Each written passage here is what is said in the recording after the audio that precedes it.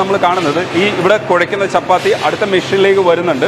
ഓരോ പ്രോസസ്സായിട്ട് ഇത് കഴിഞ്ഞു പോകുന്നത്. നമ്മൾ ഉണ്ട ഉരുട്ടില്ലേ, ഉണ്ട ഉരുട്ടിന് പകരം ഒരു പ്രത്യേക രീതിയിൽ ഈ മെഷീനിലൂടെ ഇത് ഇറങ്ങി വന്നിട്ട് കട്ടായി കൃത്യമായിട്ടുള്ള അളവിൽ തന്നെ ഇത് വരും. അപ്പോൾ എല്ലാ ചപ്പാത്തിയും ഒരേപോലെ തന്നെ ഇരിക്കും. നമ്മൾ വീട്ടിലുണ്ടാക്കുന്ന സമയത്ത് പലതും പല വലിപ്പത്തിലൊക്കെ ആയി പോകില്ലേ, വീട്ടിലായതുകൊണ്ട് കുഴപ്പമില്ല. പക്ഷേ ഇത് വിൽക്കാനുള്ള പ്രോഡക്റ്റാണ്. അപ്പോൾ ഇൻ്റർനാഷണൽ സ്റ്റാൻഡേർഡ് അനുസരിച്ച് ഞാൻ ഇത് സെറ്റ് ചെയ്യേണ്ടതുണ്ട്. ഈ സിലിണ്ടറിക്കൽ രൂപത്തിലാക്കിയിട്ടുള്ള ചെറിയ അളവിലുള്ള മാവില്ലേ, അത് മെഷീനുള്ളിലേക്ക് വെക്കുന്നു. അത് പിന്നെയാണ് ആ മെഷീനുള്ളിലാണ് അമർന്ന് കഴിഞ്ഞതിന് ശേഷം ഇതുവഴി ഇങ്ങനെ ഇറങ്ങി വരും ചപ്പാത്തി രൂപത്തിൽ. അതായത് പരത്തി കഴിഞ്ഞ ചപ്പാത്തിയായിട്ട് ഇറങ്ങി വന്നിട്ട് ഇവിടെ വന്നിട്ട് ഇത് ഉള്ളിലേക്ക് തന്നെ അടിയിലൂടെ അകത്തേക്ക് പോകുന്ന ആ ട്രാക്ക് നിങ്ങൾ നോക്കുമ്പോൾ മനസ്സിലാവും. ആ ട്രാക്കിലേക്ക് പോയിട്ട് ഒടുവിലാണ് ഈ അങ്ങേറ്റത്ത് കാണുന്ന ആ പാത്രം പോലെ ഇരിക്കുന്ന സ്പേസിൽ വന്നിട്ട് ഇത് ചപ്പാത്തികളായിട്ട് മാവ്, അതായത് പുറത്ത് ചെറിയ മാവ് കൂടെ വീണിട്ട് ഇത് ഒട്ടിപ്പിടിക്കാതിരിക്കാൻ വേണ്ടിയിട്ടുള്ള സംവിധാനത്തിലേക്ക് വരുന്നത്. ഇടയ്ക്കത് ശരിക്കും പരുവപ്പെട്ടിട്ടുണ്ടോ എന്നുള്ളത് നോക്കേണ്ടതുണ്ട്.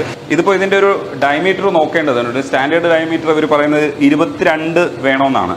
ഇപ്പോൾ ഇത് നോക്കുമ്പോൾ കൃത്യമാണ് 22 ഉണ്ട്. ഇന്റർനാഷണലി തന്നെ മാർക്കറ്റ് ചെയ്യാൻ ഉദ്ദേശിച്ച് ചെയ്യുമ്പോൾ ഇത്തരത്തിലുള്ളൊരു സ്റ്റാൻഡേർഡ് ചെക്കിംഗ് വേണം. നമ്മളിപ്പോൾ വീട്ടിൽ പരത്തുമ്പോൾ പ്രത്യേകിച്ച് അളവും വ്യാസവും ഒന്നും നോക്കേണ്ട കാര്യമില്ല അല്ലേ. അവസാനം നമ്മൾ കണ്ട പ്രോസസ്സ് നടക്കുന്ന മെഷീനിൽ കുറച്ച് പൊടിയൊക്കെ വിതറിയിട്ടാണ് ചപ്പാത്തി ഇങ്ങനെ കണ്ടത്. നമ്മൾ അത് ഇവരിവിടെ അതിനെ കുറച്ചുകൂടെ ഒന്ന് തൂത്തൊക്കെ വൃത്തിയാക്കുന്നുണ്ട്. പാക്കിങ്ങിന് മുമ്പ് എന്തൊക്കെയാണ് നമ്മൾ ശ്രദ്ധിക്കേണ്ടത്? ഓൾറെഡി നിങ്ങൾ കണ്ടിട്ടുണ്ടല്ലോ, നമ്മൾ കൺവെയറിലൂടെ പാസ് ചെയ്തിട്ടാണ് പോകുന്നത്. ആ ഒരു സമയത്ത് ഹാഫ് കുക്ക്ഡ് ചപ്പാത്തിയാണ്. ആ ഒരു സമയത്ത് ഏകദേശം നമ്മുടെ ആ കൺവെയറിലേക്ക് ജസ്റ്റ് ഒന്ന് പ്രസ് ചെയ്ത് താഴെ വരുന്ന ആ ഒരു ചപ്പാത്തിയുടെ ടെമ്പറേച്ചർ എന്ന് പറയുന്നത് എബോവ് 60 ഡിഗ്രി ആയിരിക്കും.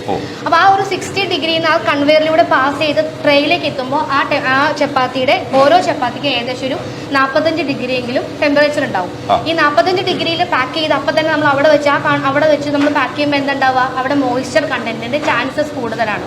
നമ്മളൊരു 10 എണ്ണം നമ്മൾ പ്ലാസ്റ്റിക് കവറിൽ ഇട്ട് കഴിയുമ്പോൾ ചൂടോടുകൂടി പാക്ക് ചെയ്യുമ്പോൾ അവിടെ വേപ്പർ കണ്ടന്റ് വരികയും അത് നമ്മുടെ ചപ്പാത്തി സ്പോയിലേജിന് കാരണമാവുകയും ചെയ്യും. അപ്പോൾ അത് കുറയ്ക്കാനായിട്ട് നമ്മൾ എന്ത് ചെയ്യുന്നു, ഒരു അടച്ചിട്ട് നമ്മൾ AC റൂമിൽ വെച്ചിട്ടാണ് നമ്മൾ പാക്ക് ചെയ്യുന്നത്. അപ്പോൾ അറ്റ്മോസ്ഫിയർ ടെമ്പറേച്ചർ ഏകദേശം ഒരു 23. ഇപ്പോൾ ഇവിടുത്തെ ടെമ്പറേച്ചർ നമ്മൾ നോക്കുകയാണെങ്കിൽ മോണിറ്റർ ചെയ്യുമ്പോൾ നമുക്കൊരു ഏകദേശം 23-24 ആയിരിക്കും. അപ്പോൾ അതിൽ ഒരു കുറച്ച് നേരം നമ്മുടെ ചപ്പാത്തി കൺവെയറിലൂടെ പാസ് ചെയ്ത് നമുക്ക് കിട്ടിയ ചപ്പാത്തി ഒന്ന് ആറാനായിട്ട് നമ്മൾ ഈ കാണുന്ന പോലെ നമ്മൾ സെറ്റ് ചെയ്ത് വെക്കും. അതിനുശേഷം ആ ഒരു ചപ്പാത്തിയുടെ ടെമ്പറേച്ചർ നമ്മൾ ബിലോ ഒരു 20ലേക്ക് എത്തുന്ന സമയത്താണ് നമ്മൾ പാക്ക് ചെയ്യുന്നത്. പാക്ക് ചെയ്തതിന് ശേഷം നമ്മൾ സീൽ ചെയ്ത് വിടും. അടുത്ത വർഷം ഈ കമ്പനി വരുമാനം പ്രതീക്ഷിക്കുന്നത് 500 കോടി രൂപയാണ്. ഒരു വർഷം കൊണ്ട് ഇതൊക്കെ സാധ്യമാകുമോ എന്ന് ചോദിച്ചാൽ അത് ഇളനാടിൻ്റെ ചരിത്രം പറയുന്ന സജീഷിന് ആത്മവിശ്വാസത്തോടുകൂടി പറയാൻ കഴിയും. അങ്ങനെ എത്താൻ പറ്റും.